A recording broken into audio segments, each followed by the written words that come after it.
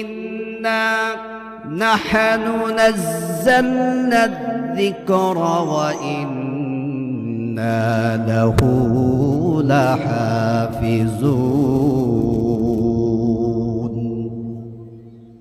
নবী হে দুনিয়ার সব মানুষদেরকে বলে দেন, নিশ্চয়ই আমি এই কোরআন অবতীর্ণ করেছি, আর এই কোরআনের হেফাজতের দায়িত্ব আমি আল্লাহ রব্বুল আলামিন নিজে নিয়েছি।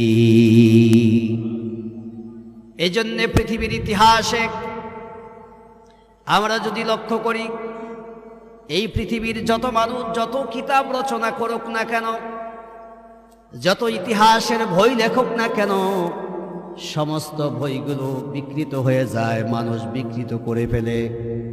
কিন্তু আল্লাহ রাব্বুল আলামিন ১৫০০ বছর আগে সাইয়্যিদুনা হাবিবুনা মুহাম্মাদুর রাসূলুল্লাহ